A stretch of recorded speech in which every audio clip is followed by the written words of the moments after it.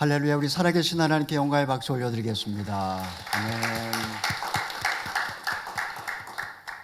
네, 우리 지난 화요일 날 건물주로부터 데몰리션 6개월 노티스를 받았습니다. 저희가 이제 이전을 해야 되는 그런 상황이 됐는데 그날 저녁에 하나님이 성공의 예배당을 보여주시고 또 이제 계약을 진행을 하게 되었습니다. 이제 아마 변호사 검토를 거친 다음에 계약을 이제 해야 되는데 순적하게 좋은 조건에 또 하나님의 때에 이전할 수 있도록 그 모든 것을 하나님이 주관하시도록 그렇게 기도를 해주시기를 부탁을 드리겠습니다.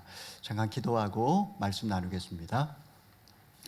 자비로우신 하나님 아버지, 이 시간에 주님 존전에 모여 살아계신 하나님 앞에 엎드려 예배하며 또 하나님의 음성 듣기를 갈망하는 주의 백성들에게 자비를 베풀어 주시옵소서. 우리의 귀를 열어주시고 우리의 눈을 뜨게 하사 하나님 말씀 속의 기이한 법을 깨달아 알게 하여 주시옵시고 우리에게 세상을 살아갈 수 있는 그러한 믿음을 허락하여 주시옵소서. 예수님의 이름으로 기도하옵나이다. 아멘. 이 시간에 저는 주가 일하시는 법이라는 제목으로 오늘 말씀을 함께 나누기를 원합니다. 신종 코로나 바이러스 확산으로 세계는 지금껏 경험해 보지 못한 위기를 겪고 있습니다. 봉쇄 조치로 인한 급격한 경제 활동의 위축은 폐업, 실업, 가난, 굶주림, 우울증 등 여러 가지 사회적, 정신적인 문제를 낳고 있습니다. 정부는 경기 부양을 위해 천문학적인 돈을 쏟아붓고 있지만 백신의 부작용과 4차 대확산이 가속화되면서 사실 현재 해결의 기미가 보이지를 않고 있습니다. 바이러스를 중국 사람들이 만들었는지 아니면 자연적으로 발생한 건지는 알 수 없지만 분명한 사실은 세균 폭탄을 만들고 자연을 파괴함으로써 생태계를 교란시킨 인간의 이기심이 원인이라는 데는 의심의 여지가 없습니다. 아무리 재정을 쏟아붓고 백신을 개발한다 할지라도 하나님께 감사할 줄 모르는 그 이기심을 회개하지 않는다면 돈은 돈대로 쏟아붓고 더 나쁜 결과를 가져올지도 모르겠습니다. 정확히 7년 전 4월 16일 오전 8시 50분, 저희는 기억 속에 벌써 잊어버렸지만 그날은 세월호가 전복되어 꽃다운 학생들이 무고히 죽었던 그런 날이었습니다. 어른들의 욕심과 정부의 무책임한 대응 때문에 상처가 아직도 치유되지 않은 채 남아 있습니다. 그때 며칠 동안 계속되는 그 방송을 보면서 우리 모두가 바라는 것은 이 아이들이 공부를 잘하고 좋은 대학에 들어가고 이런 게 아니라 그저 아이들이 살아서 그냥 구출되기만을 바라는 것, 이것이 우리의 공통된 간절한 마음이었습니다. 부조리와 불합리한 세상은 질병과 전염병, 사건과 사고, 실업과 굶주림, 비극과 전쟁의 연속입니다. 꿈과 비전을 갖고 살아야 되는 그런 젊은이들은 현실 문제에 매여서 감사함을 잃어버린 채 오늘을 힘겨워하고 있습니다. 우리가 어떻게 이런 상황에서 하나님께 감사하며 축복된 미래를 향해 나아갈 수 있을까요? 나의 삶에 기적이 일어나는 그 비결은 무엇일까요? 이 시간에 우리는 본문 말씀을 통해서 주님이 역사 한가운데 무엇을 가지고 어떻게 일하시는지 함께 말씀을 나누어 보고자 합니다. 우리 1절의 말씀을 함께 읽어봅니다. 이 일이 있은 후 얼마 후에 예수께서 갈릴리 바다 곧 디베랴 바다 건너편으로 가셨습니다.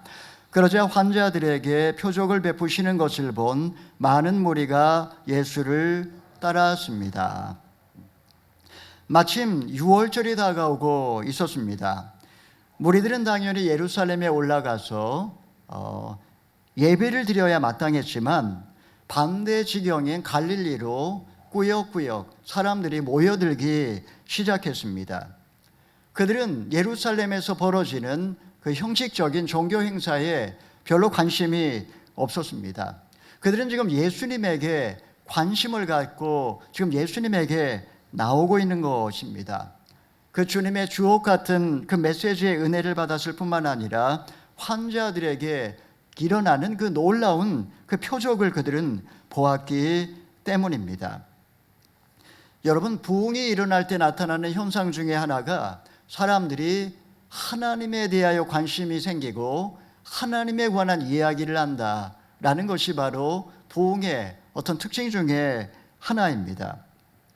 부흥이 식어버리게 되면 교회에 어쩔 수 없이 나오긴 하지만 사람들이 교회에서도 정치 이야기를 하고 드라마 이야기하고 맛집 얘기하고 골프 얘기하고 이러면서 교회가 이제 점점 식어버리게 되는 것입니다. 부흥이 일어나게 되면 사람들의 관심은 예수님께로 향합니다. 병자가 치유되고 귀신이 떠나가고 기적이 일어나고 말씀을 통해 은혜를 받으니까 사람들이 모여서 예수님에 관한 이야기를 하게 된다라는 겁니다. 지금 많은 무리가 예수님에게 관심을 갖고 지금 예수님께로 몰려 나오고 있습니다. 자, 그들을 바라보시는 예수님의 심정은 어떠하셨을까요? 우리 3절, 4절의 말씀을 읽어보겠습니다. 예수께서는 산에 올라가서 제자들과 함께 앉으셨습니다. 그때는 유대 사람의 명절인 유월절이 가까운 때였습니다. 예수께서 눈을 들어 많은 사람들이 5절도 읽어보겠습니다. 예수께서 눈을 들어 많은 사람이 자기에게 몰려오는 것을 보시고 빌립에게 말씀하셨습니다. 우리가 어디에서 빵을 사서 이 사람들을 먹이겠느냐? 예수님께서는 자기에게 몰려오는 그 수많은 무리들을 바라보셨습니다. 그들은 은혜를 받았기 때문에 지금 예수님을 이렇게 따라오고 있었지만 사실은 현실 문제가 전혀 해결되지 않은 가난한 사람들이 대부분이었습니다. 병자가 낫고 귀신이 쫓겨나갈 때 그들은 환호성을 질렀지만 당장 오늘 저녁에 먹을 것이 없는 대책 없는 사람들이었습니다. 예수님은 그들을 바라보시며 목자 없는 양과 같이 유리방황하는 그들을 불쌍히 여기셨습니다. 자, 그러면 제자들은 그들을 바라보면서 무슨 생각을 했을까요? 날이 저물어 가고 있는데 예수님의 설교는 결론적으로 하면서도 끝나지 않고 또 결론적으로 하면서 끝나지를 않았습니다. 빨리 마을로 보내서 먹을 것을 사 먹게 하지 않으면 오늘 밤에 최악의 상황을 맞이할 수도 있었습니다. 하루 종일 사역하느라 지치고 피곤한 제자들은 무리를 붙들고 놓아주지 않으시는 그 예수님을 이해할 수가 없었습니다. 예수님은 제자들의 마음을 다 알고 계셨습니다. 아무 대책이 없으신 그 예수님에 대하여 심기가 불편한 그 제자들의 마음도 읽으셨습니다. 그래서 빌립에게 우리가 어디에서 빵을 사서 이 사람들을 먹이겠느냐 이렇게 물으십니다. 이 말은 무리를 먹이려면 빵이 얼마나 필요하겠느냐 이런 질문이기도 했습니다.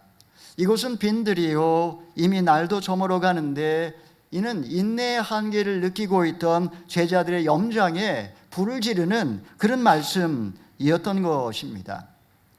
다른 복음서를 보게 되면 이때 예수님께서는 제자들에게 너희가 먹을 것을 주라고 이렇게 말씀을 하셨습니다. 아마 제자들은 귀를 의심했을 것입니다. 지금 우리가 먹을 것도 없는데 그들에게 빵을 주라니, 돈도 없고 빵을 만들 공장도 없는데 이 많은 무리를 어떻게 먹이라는 말씀일까? 책임지실 수 없다면 빨리 이 많은 무리를 돌려보내치든지 정말 제자들은 황당했을 것입니다. 여러분, 때로 하나님께서는 우리에게 말도 안 되는 그런 요구를 하실 때가 있습니다. 길이 없는데 가라고 하시고, 먹을 게 없는데 먹이라고 하시고, 할 수 없는데 하라고 하십니다. 참으로 이해할 수가 없습니다. 도대체 하나님 내 형편을 알고 계십니까? 이렇게 하소연하고 싶지만 여러분, 하나님이 이렇게 내게 말씀하시면 절대 의심하지 마시기 바랍니다. 왜냐하면 길이 없고 그리고 먹을 게 없고 할 수 있는 게 아무것도 없는데 만약에 하나님이 하라 하시면 이미 기적이 준비되어 있는 줄 믿으시기를 바랍니다. 자, 이제 머리가 비상한 빌립이 뭐라고 대답을 하는지 6절 7절의 말씀을 읽어보겠습니다. 예수께서 빌립이 어떻게 보시려고 이렇게 질문하신 것일 뿐 사실 자기가 하실 일을 미리 알고 계셨습니다. 빌립이 예수께 대답하셨습니다. 한 사람당 조금씩만 먹는다 해도 200데나리온 어치의 빵으로도 모자랄 것입니다. 빌립은 이 많은 무리를 먹이는데 돈만 있으면 만사 해결될 거라고 대답을 했습니다. 200데나리온. 데나리온이 한 명 노동자의 품삯이라고 한다면 뉴질랜드 최저임금 20불로 8시간 계산을 하면 200데나리온 하면 32,000불 딱 계산이 나옵니다. 어린아이와 여자아이 포함해서 한 10,000명 정도 된다고 생각하면 개인당 초코파이 1개, 컵라면 1개, 생수 1병 하면 딱 3.2불 나옵니다. 그러니까 이것만 돌려도 부족할 거라고 그렇게 빌립은 계산을 한 것입니다. 그러나 빌립의 결론은 우리에게 돈이 없으니까 이 돈이 문제라는 겁니다. 돈이 없기 때문에 먹일 수 없다 이렇게 딱 결론을 내렸습니다. 여러분, 지금 내 앞에 굶주리고 있는 저 사람들이 나의 자식이라고 한다면 이렇게 앉아가지고 돈 타령만 하고 있을까요? 빌립에게는 어떻게 해서든지 먹여야 되겠다, 내가 책임져야 되겠다라는 그런 목자의 마음이 없었습니다. 사람을 돕는 것은 머리로 되는 것이 아니고 돈으로 되는 것이 아니라 사실은 심정으로 하는 겁니다. 예수님께서는 바로 이걸 가르쳐주기 위하여 자신이 뭘 하려고 계획을 갖고 계셨지만 빌립에게 이 질문을 하셨던 것입니다. 지금 본문을 보게 되면 세 부류의 사람이 서로 공존하며 대립하고 있는 것을 볼 수가 있습니다. 첫 번째는 은혜 충만하게 받았지만 굶주리고 있는 무리들, 둘째는 돈이 없으니까 불가능하다고 말하는 빌립과 이 모든 사항을 바라보는 피곤한 제자들, 세 번째는 무리를 불쌍히 여기시며 제자들에게 책임감을 가르쳐 주려고 하시는 그 예수님이 그들입니다. 이렇게 팽팽한 긴장감 속에 날은 저물어 가고 아무것도 없는 빈들에서 자, 예수님은 이 문제를 어떻게 해결하시는지 우리 8절 9절의 말씀을 읽어보겠습니다. 제자들 중 하나이며 시몬 베드로의 동생인 안드레가 말했습니다. 여기 한 소년이 보리빵 5개와 물고기 2마리를 가지고 있습니다. 그러나 이렇게 많은 사람들에게 그게 얼마나 소용이 있겠습니까? 안드레가 어린아이 하나를 데려왔습니다. 아이는 예수님에게 보리떡 5개와 물고기 2마리를 바쳤습니다. 보리떡이 그냥 큰 떡이 아닙니다. 그냥 아이들이 먹을 수 있는 조그마한 떡덩어리입니다. 물고기도 막 큰 그런 물고기 이런 게 아니라 약간 큰 멸치, 말린 거, 이게 바로 이제 물고기 생선이었던 것입니다. 이 아이가 왜 이걸 들고 나왔을까요? 이 아이는 예수님의 말씀을 통해서 은혜를 받았기 때문에 저녁에 먹으라고 엄마가 싸주신 그 도시락을 예수님에게 드려야 되겠다, 이런 기특한 생각을 한 것입니다. 안드레는 이것을 들고 함께 나오면서 머리를 긁적이면서 이 많은 사람에게 이것이 얼마나 되겠습니까? 라고 고개를 떨구었습니다. 여러분, 어린아이들도 말씀을 통해 은혜를 받을 수 있을까요? 사실 아이들은 놀라운 집중력으로 말씀을 듣습니다.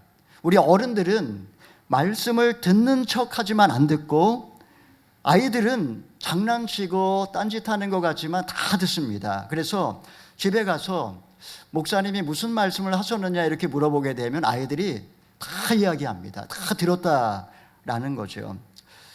아이들이 정말 이렇게 집중력을 가지고 말씀을 들은 것처럼 이 본문의 아이도 병자가 낫고 귀신이 떠나가고 또 예수님의 재미있고 은혜로운 말씀을 통해 정말 은혜를 많이 받았습니다. 그래서 이 아이는 자기도 배고팠지만 예수님에게 뭐든지 드리고 싶었기 때문에 이 자신의 도시락을 들고 예수님께 나온 것입니다.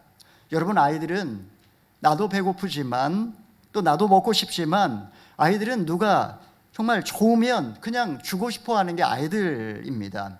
그래서 교회에서 아이들이 은혜를 받게 되면 때로 복도에서 저에게 사탕을 주는 아이가 있습니다.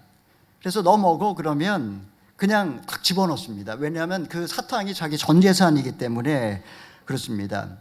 어른들 중에 은혜 받았다고 저에게 사탕 주는 분은 없었습니다. 적어도 사탕 1개로 안 되고 사과 1-2개도 안 되고 한 박스는 가져와야지 자기 체면이 선다. 체면을 생각하기 때문에 이렇게 안 하는 거죠. 하지만 아이들은 그게 자기 전 재산이고 그리고 드리고 싶은 게 아이들의 마음인 것입니다. 보리떡 5개와 물고기 2마리로 누구 입에 바르겠습니까? 지금 어린아이가 가져온 오비영유를 받으신 예수님이 어떻게 반응하시는지 우리 10절과 11절의 말씀을 읽어보겠습니다. 예수께서 말씀하셨습니다. 사람들을 모두 앉히라. 그곳은 넓은 풀밭이었는데 남자들이 둘러앉으니 5,000명쯤 됐습니다. 예수께서는 빵을 들고 감사 기도를 드리신 후 앉아있는 사람들에게 원하는 만큼씩 나눠주셨습니다. 물고기를 가지고도 똑같이 하셨습니다.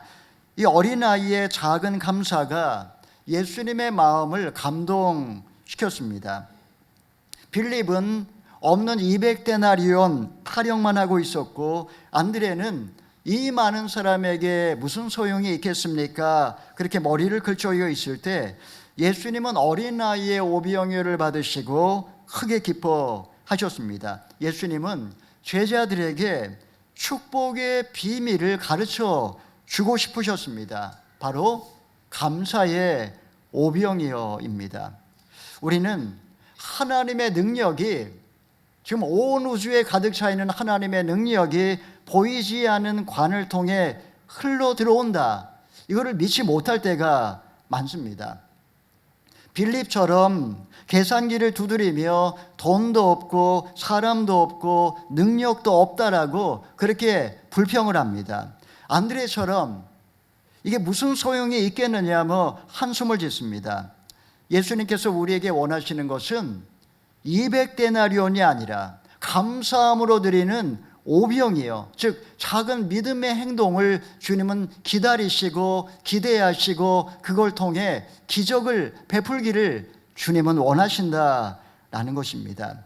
자, 그러면 예수님께서 감사 기도를 드리신 후에 오병이어 떼어주실 때 어떤 기적이 일어났습니까? 우리 12, 13절 마지막으로 읽어보겠습니다. 그들이 모두 배불리 먹은 뒤에 예수께서 제자들에게 말씀하셨습니다. 남은 것은 하나도 버리지 말고 모아두라.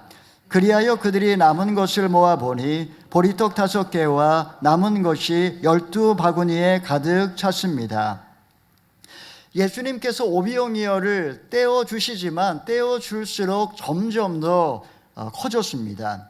굶주린 무리 모두가 배불리 먹은 다음에도 남은 것이 12광주리에 가득 차게 되었습니다. 아마 그것을 옆에서 지켜보던 그 아이는 아마 눈이 휘둥그레졌을 겁니다. 내가 주님께 드린 것은 오병이어에 불과했지만 예수님이 감사의 기도를 드리신 후에 기적이 일어났던 것입니다. 내게 있는 것 보잘것없지만 이렇게 아낌없이 주님께 드릴 때 바로 그때 주님이 일하기 시작한다라는 것을 보여주시는 것입니다. 아주 오래전 이야기이지만 1994년 10월 21일 아침 7시 38분 성수대교 상판이 붕괴하여서 32명이 사망하는 참사가 벌어졌습니다. 그때 등교하던 그 무학여고 학생들, 그리고 서울교대 그 학생들이 날벼락을 맞았습니다. 그 중에 교사의 꿈을 갖고 교대에 다니던 한 여학생의 수첩이 유품으로 발견이 되었습니다.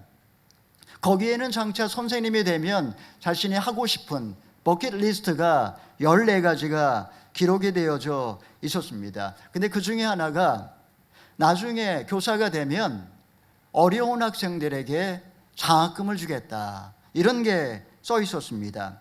그리고 또 하나는 나중에 자기도 나이를 먹게 되면 갈 곳 없는 노인들을 위하여 요양원을 짓겠다, 이런 큰 꿈이 써 있었습니다.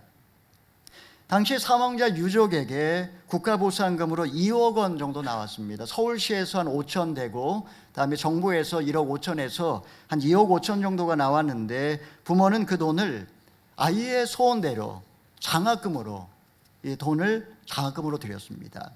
근데 그 장학금을 받은 사람 중에 한 사람이 신학생이었습니다. 그 신학생은 신학교를 졸업한 다음에 이제 목사 안수를 받게 되었는데, 그는 그 죽은 여학생의 소원 중 하나를 내가 이루어 주어야 되겠다라는 그런 생각을 해서 어떤 목회를 할까 고민을 하다가 갈 곳 없는 노인을 보살피는 사역을 조그맣게 시작을 했습니다. 근데 그 요양원에 아주 까다롭고 고약한 성격을 가진 한 노인이 와서 함께 생활하기 시작했습니다. 그런데 어느 날 그 노인이 그 목사님에게 자기를 좀 따라오라고 해서 그분을 따라가게 되었습니다. 근데 그를 따라간 곳이 용인의 한 야산이었습니다. 산과들을 보여주면서 그곳이 다 자기 거라고 이야기를 했던 것입니다. 그는 사실 굉장히 큰 부자였습니다. 일생을 자린고비로 살면서 많은 돈을 모았지만 가족도 없었고 워낙 외로웠기 때문에 요양원에 들어왔던 그였습니다. 현실적으로 이렇게 정말 그곳에서 함께 공동생활을 하면서 살았던 그가 매일마다 정말 헌신적으로 노인들을 보살피면서 요양원을 세울 수 있는 땅을 달라고 그렇게 기도하는 그 기도 소리를 듣게 되었습니다. 노인은 죽기 전에 이 넓은 땅을 기증하겠다고 그렇게 했습니다. 결국 목사님은 요양원을 바로 그곳에 짓게 되었고, 그 이후에 갈 곳 없는 많은 노인들이 이곳에 와서 쉼을 얻게 되었다라는 것입니다. 딸이 죽은 다음에, 딸이 하루아침에 날벼락을 맞아서 죽은 다음에 부모가 세상을 원망하며 정부를 증오하며 살 수도 있었습니다. 만약에 그렇게 살았다면 27년의 시간이 흐른 후에 무슨 열매를 맺었겠습니까? 부모가 이런 비극적인 상황에서도 감사 제목을 갖고 하나님에게 오병이어를 드렸을 때 장학금으로 누군가 목회자가 되었고, 그가 또한 감사함으로 그녀의 소원을 이루어 주고자 했을 때 그 성격이 까다로운 그 노인이 자신의 땅을 하나님께 드려서 요양원이 세워지게 된 겁니다. 결국 그 소녀의 그 모든 꿈이 이루어진 것입니다. 사랑하는 여러분, 하나님께서 인간을 창조하신 목적은 하나님을 영화롭게 하고 영원토록 그분을 기뻐하는 것이었습니다. 하나님의 형상을 따라 최고의 작품으로 창조되었으니 그 탁월한 머리와 따뜻한 가슴을 가지고 하나님께 감사하는 것, 이것은 당연하고도 마땅한 것입니다. 안타까운 것은 인간은 똑똑할수록, 세상에서 성공할수록 하나님께 감사하지 않고 내가 받은 것을 당연하게 생각한다라는 것입니다.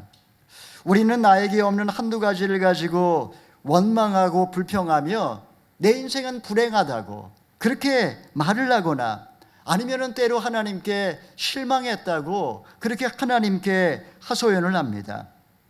하나님의 나를 택해 주셨고, 하나님의 나를 불러 주셨고, 하나님의 나를 자녀 삼아 주셨고 나를 사랑해 주셨으니 얼마나 감사한 일입니까? 우리는 이렇게 하나님에게 사랑을 받으면 받을수록 그걸 당연하게 생각하고 오히려 다른 사람의 잘못을 지적하고 그렇게 하나님께 감사하지 않는 그런 차갑고 그런 종교적인 괴물로 변해가고 있는지도 모르겠습니다. 우리는 때로 인생에서 저물어가는 빈들을 경험할 때가 있습니다. 나에게 없는 200데나리온만 생각하며 빈손만 바라볼 때 거친 세상 속에 고단한 일상에 지치고 피곤한 삶을 살 수밖에 없습니다. 어떻게 하면 이 한계를 극복하고 내 삶의 기적을 경험할 수 있을까요?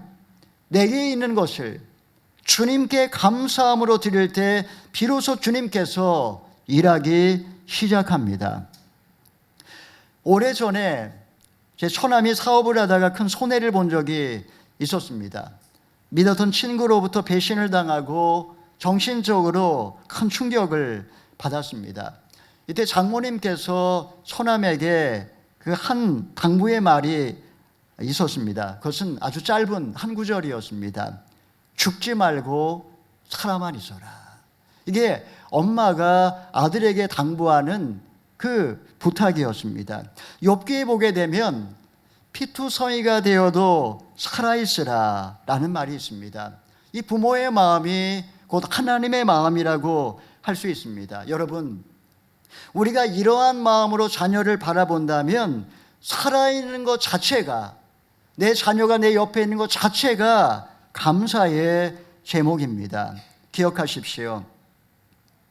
나의 욕심과 나의 완악한 마음이 모든 불행과 비극의 원인입니다. 지금 현실 문제에 매여 감사를 잃어버린 채 오늘을 힘겨워하고 있지 않습니까? 질병과 전염병, 사건과 사고, 실업과 굶주림, 비극과 전쟁의 연속인 부조리하고 불합리한 세상 속에서 나에게 없는 200데나리온만 생각하며 지금 불행한 삶을 묵상하고 있지는 않습니까? 사랑하는 성도 여러분, 주님은 어린아이의 오비영예를 기쁘게 받으시고 감사의 기도를 드리신 후에 기적을 일으키셨습니다. 오늘 주님께서 어떻게 일하십니까? 감사는 하늘의 문을 여는 열쇠입니다.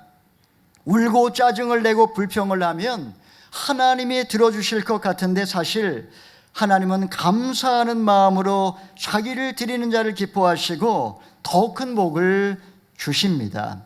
지금 돈도 없고 길도 보이지 않고 할 수 있는 게 없다 할지라도 내게 없는 것을 보지 마시고 살아있는 것 자체에 감사하고 하나님을 믿는다는 것에 감사하고 성령의 은혜가 임할 것을 믿고 감사하면 하늘의 신령한 복과 땅에 기름진 복이 내리고 전염병이 물러가고 여러분 인생에도 기적이 일어날 줄 믿으시기를 바랍니다.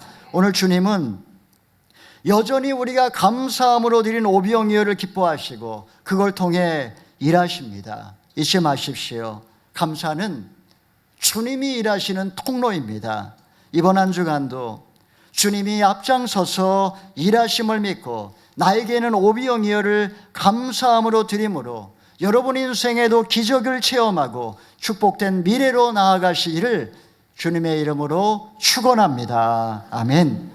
이 시간에 말씀에 의지하여 기도하기 전에 찬양하기 원합니다. 주가 일하시네 라는 그런 제목의 찬양인데 영어 제목을 이 작사가는 키라고 그렇게 적었습니다. 열쇠, 주님이 일하시는 그 열쇠에 대해서 이렇게 고백합니다. 날이 저물어 갈 때 빈들에서 걸을 때 그때가 하나님의 때, 내 힘으로 안 될 때 빈손으로 걸을 때 내가 고백해 여호와 이래. 우리 모인 이곳에 주님 함께 계시네. 누리네 아버지 은혜. 적은 떡과 물고기 내 모든 걸 드릴 때 모두 고백해 여호와 이래. 우리 가사의 의미를 생각하며 오늘 주신 말씀을 기억하며 함께 찬양하겠습니다.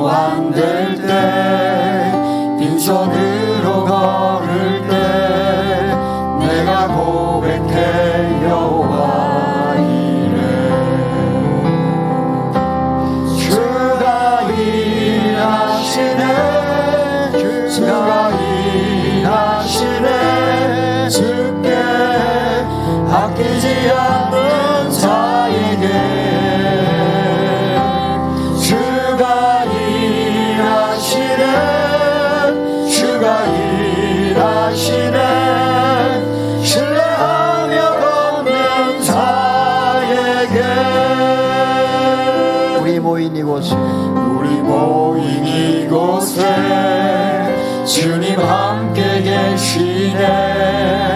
누리네 아버지 은혜. 적은 떡과 물고기 내 모든 걸 드릴게. 모든 고백해 여호와 이래. 주가 일하시네. 주가 일하시네. 주께 아끼지 않는 자에게. 주가 일하시네. 주가 일하시네. 신뢰하며 얻는 자에게.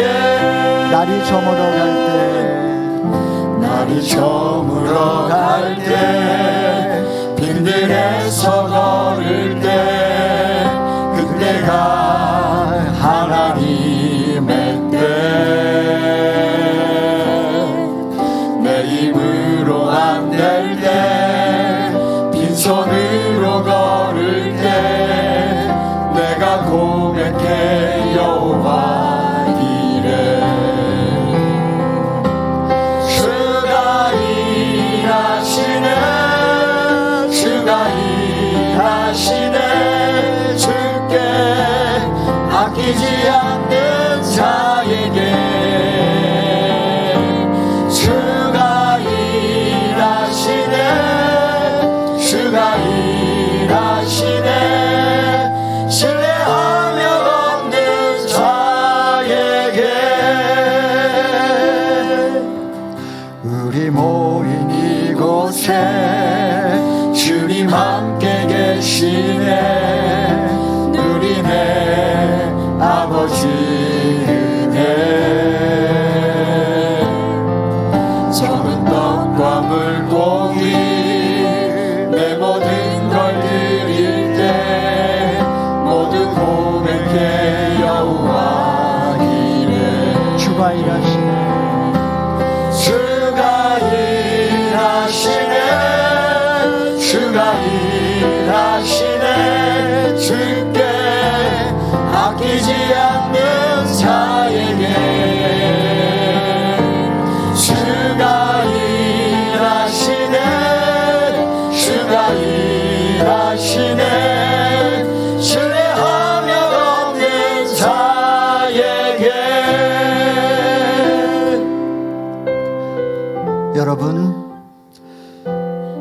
여러분 인생의 날이 저물어 가고 있습니까? 빈들에 홀로 서 있는 나무처럼 아무것도 이룬 것이 없는 빈손입니까? 바로 그때가 주님이 일하실 때입니다.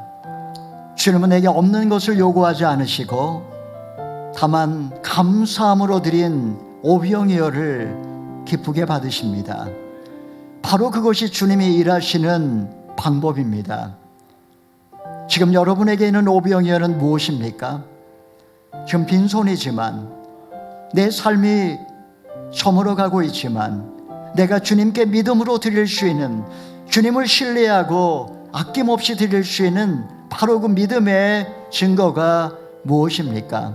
이 시간에 기도할 때, 하나님 아버지 인생의 위기를 만날 때 내 힘으로 할 수 있는 걸 아무것도 없지만 주님께서 친히 예비하시고 길을 열어주실 것을 믿습니다. 없는 것 탓하며 주저앉아 있지 않게 하시고 나에게 지금 있는 오병이어를 주님께 찾아드림으로 주님 나의 인생에도 기적이 일어나게 하여 주시옵소서. 우리 함께 말씀을 의지하며 함께 간절하게 기도하겠습니다.